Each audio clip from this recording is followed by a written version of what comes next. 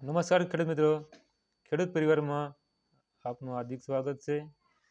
આજે આપણે ઈ સમાજ કલ્યાણ વેબસાઇટ ઉપર જુદી જુદી વિવિધ યોજનાઓ ચાલુ હોય છે. એમાં આપણે આજે પંડિત દીનદયાળ ઉપાધ્યાય આવાસ યોજના વિશે માહિતી મેળવશું. તો પંડિત દીનદયાળ આવાસ યોજનામાં માત્રતા માપદંડ શું હોય છે? તો કે 6 લાખ રૂપિયા સુધીની આવક ધરાવતા લોકોએ આ યોજનાનો લાભ લઈ શકે છે. સહાયનું ધોરણ જોવા જઈએ તો સામાજિક અને શૈક્ષણિક રીતે પછાત વર્ગ, આર્થિક પછાત વર્ગ, વિચરતી વિમુક્ત જાતિના ઘર વિહોણા માણસોને શહેરોમાં અથવા ગામડામાં વસવાટની મુશ્કેલી દૂર કરવા માટે માલિકીનો પ્લોટ ધરાવતા ઇસમોને મકાન બાંધકામ માટે ગ્રામ્ય વિસ્તાર અને શહેરી વિસ્તારમાં રૂપિયા 1,20,000 આપવામાં આવે છે. મકાન બાંધકામ પૂર્ણ કરવાની અવધિ 2 વર્ષની હોય છે. પ્રધાનમંત્રી આવાસ યોજનામાં પણ 1,20,000 રૂપિયા મળતા હોય છે. એ જ રીતે આ યોજનામાં પણ 1,20,000 રૂપિયા મળે છે. તો આ યોજનામાં ફોર્મ ભરવા માટે તમારે કયા કયા ડોક્યુમેન્ટ ઓકે રાખવાના છે, કમ્પ્લીટ રાખવાના છે? લગભગ બીજા, ત્રીજા, ચોથા કે ગમે તે મહિનામાં ઓનલાઈન ફોર્મ ભરવાના ચાલુ થતા હોય છે. આ ફોર્મ દર વર્ષે ઓનલાઈન ભરાતા હોય છે.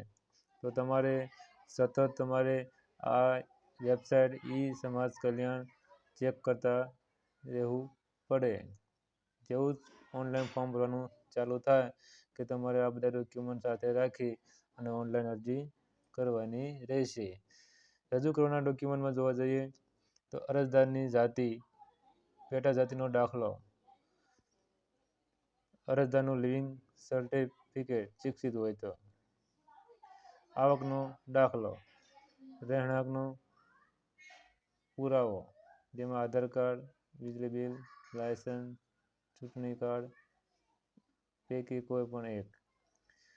કોઈ ગરીબી આવાસ યોજના હેઠળ જમીન, તૈયાર મકાન મળેલ હોય તે ફાળવણીની એલોટમેન્ટ લેટરની પ્રમાણિત નકલ, જમીન માલિકીનું આધાર દસ્તાવેજ, આકારણી પત્રક, હક સદન જે લાગુ પડતું હોય તે.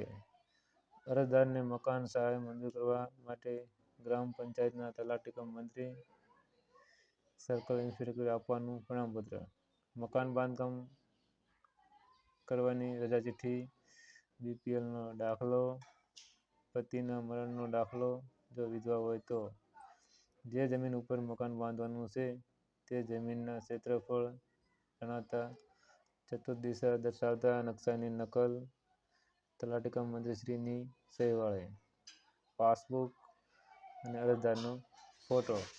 આટલા ડોક્યુમેન્ટ કમ્પ્લીટ કરી અને તમારે અહીં આગળ ઓકે ઉપર ક્લિક આપવાનું છે. તો પંડિત દીનદયાળ ઉપાધ્યાય આવાસ યોજના પ્રથમ હપ્તા માટે અરજી એના પર ક્લિક કરશો. જો તમારી અરજી ચાલુ હશે તો તમે અહીં ફોર્મ ભરી શકશો. પણ આ યોજનાની અરજી માટેની સમય મર્યાદા પૂર્ણ થઈ છે એટલે આપણે ફોર્મ નહીં ભરી શકીએ. આગળ જોવા જઈએ, આ પંડિત દીનદયાળ આવાસ યોજનામાં ઘણી અગત્યની માહિતી છે જે તમને આપવી જરૂરી છે. તો આ યોજનાનો લાભ લેવા માટે ઓનલાઈન અરજી કરવાની રહેશે.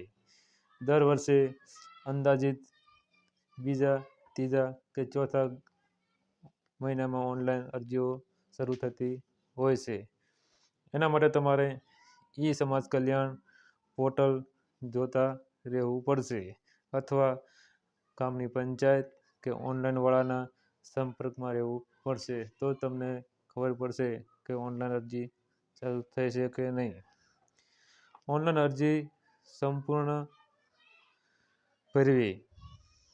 જો વિગતો અધૂરી અથવા ખોટી હશે તો તમારી અરજી આપોઆપ નામંજૂર અથવા રદ કરવામાં આવશે. એટલે અરજી ભરતી વખતે જે માહિતી માગી હોય તે સંપૂર્ણ માહિતી ભરવી જરૂરી છે.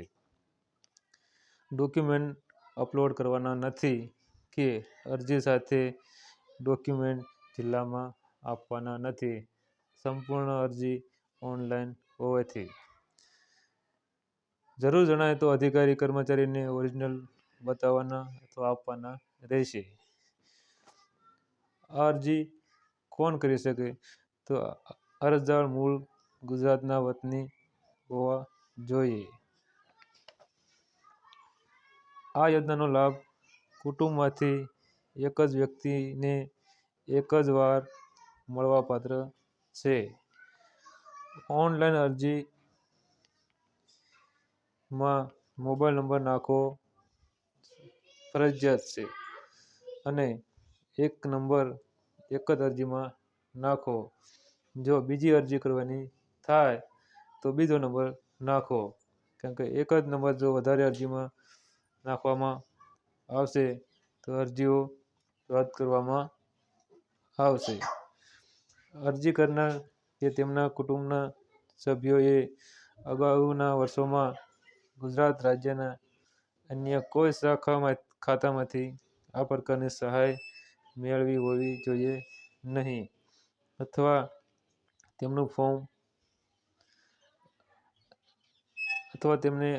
ફોર્મ ભરવું નહીં, જેથી બીજા કોઈ લાભાર્થીને લાભ મળી શકે.